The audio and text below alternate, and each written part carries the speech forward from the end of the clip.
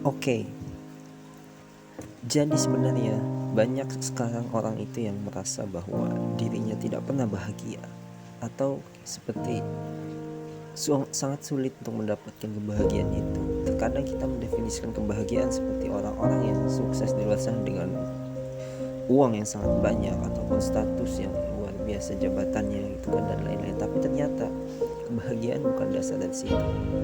Dan lebih dalam lagi, ternyata kebahagiaan itu adalah suatu masalah. Ya, kali ini saya akan cerita beberapa kisah yang menceritakan bahwa apa sih arti makna kebahagiaan sebenarnya. Sekitar 2500 tahun lalu, di kaki Bukit Himalaya yang sekarang dikenal dengan Nepal, tinggallah di sebuah istana yang megah seorang raja yang menunggu kelahiran seorang putra terhadap anaknya. Sang raja memiliki sebuah ide besar. Ia akan membuat hidup anaknya sempurna. Putra mahkota tidak akan pernah mengenal apa yang disebut penderitaan. Setiap kebutuhan dan keinginannya senantiasa akan terpenuhi. Kemudian raja mendirikan dinding yang tinggi mengelilingi istana untuk mencegah pangeran mengetahui dunia luar. Ia memanjakan anak-anaknya, melimpahinya dengan makanan dan hadiah, mengelilinginya dengan para pelayan yang melayani setiap perengkannya. Dan seperti yang direncanakan, anak tersebut tumbuh tanpa mengenal kejamnya kehidupan manusia.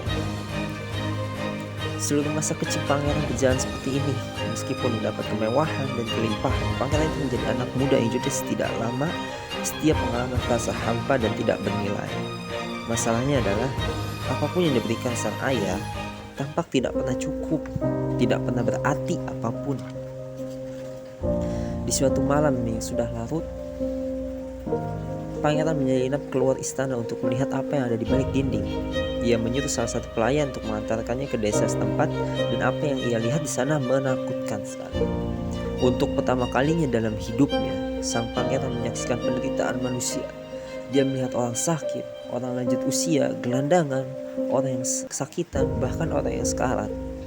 Si pangeran kembali ke istana dan mendapati dirinya berada dalam jenis krisis eksistensial. Karena tidak mampu mencerna apa yang dilihat barusan, ia menjadi galau atas semua perkara dan banyak mengeluh. Dan seperti anak muda pada umumnya, pangeran pada akhirnya menyalahkan ayahnya atas segala hal yang telah dilakukan sang ayah kepadanya. Masalahnya terletak pada kekayaan, pikir pangeran, dan itu membuatnya sangat menderita, sehingga hidupnya terlihat begitu tak berarti. Ia pun memutuskan untuk melarikan diri dari istana. Namun tanpa disadari, pangeran justru menjadi seperti, bahkan melebihi ayahnya. Ia memiliki ide besar juga. Ia tidak hanya akan melarikan diri, bahkan dia merencanakan melepaskan kekayaannya, kekeluargaannya, dan semua miliknya, lalu tinggal di jalanan, tidur di tempat kotor seperti binatang. Di sana, ia akan mendapati dirinya kelaparan, tersiksa, dan mengemis sisa makanan dari orang asing sepanjang hidupnya. Malam berikutnya, pangeran menyelinap keluar dari istana lagi. Kali ini, ia tidak pernah kembali. Selama bertahun-tahun ia hidup seperti seorang gelandangan, sampah masyarakat yang dibuang dan dilupakan, seperti kotoran anjing yang menggerak di bagian paling bawah tiang totem sosial. Dan seperti yang direncanakan, pangeran sangat menderita. Dia merasakan penderitaan lewat penyakit, kelaparan, rasa sakit, kesakian, dan membusuk. Dia menghadapi jurang kematian, cukup sering hanya makan satu keping kacang setiap hari. Beberapa tahun berlalu, lalu beberapa tahun lagi, dan kemudian tidak ada yang terjadi. Sang pangeran mulai menyadari kalau hidup yang penuh penderitaan ini tidak seperti yang diharapkannya. Ia tidak memberi pencerahan yang dia mau. Ini tidak berhasil mengungkap misteri dunia atau tujuan akhir dunia yang lebih dalam. Malahan pangeran menemukan jenis pemahaman yang selalu ada dalam benak sebagian orang, bahwa penderitaan sangat menyebalkan dan tidak ada maknanya juga. Sama halnya dengan kekayaan, penderitaan tidak akan bernilai jika dilakukan tanpa ada tujuan. Dan pangeran pun sampai pada kesimpulan bahwa ide besarnya itu, seperti ide ayahnya, pada realitanya sungguh sebuah ide yang buruk, dan dia harus melakukan sesuatu yang lain. Dalam kondisi yang benar-benar bingung, pangeran membersihkan dirinya dan menuju sebuah pohon yang besar di dekat sungai. Ia memutuskan untuk tetap duduk di bawah pohon itu hingga ia mendapatkan ide besar lainnya. Seperti yang dikisahkan dalam sebuah legenda, si pangeran yang bingung itu betapa di bawah pohon selama 49 hari. Tentu kita tidak usah mendiskusikan apakah mungkin seorang bisa duduk di tempat yang sama selama 49 hari. Yang jelas bisa dikatakan bahwa dalam rentan waktu itu sang pangeran menemukan sejumlah kesadaran yang sangat mendalam.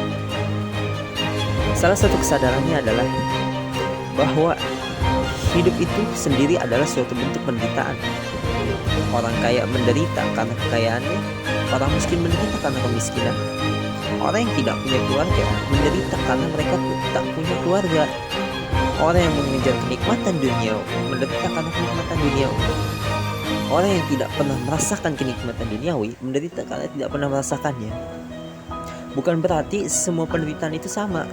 Beberapa penderitaan tentu lebih menyakitkan ketimbang penderitaan yang lain. Meskipun demikian, kita semua pasti menderita. Tahun demi tahun berlalu, pangeran mendirikan bangunan filosofinya sendiri, lalu menyebarkan ke pelosok dunia. Dan ini yang menjadi prinsip pertama dan utama, bahwa rasa sakit dan kehilangan tidak dapat dielakkan, dan kita harus belajar untuk berhenti menolaknya.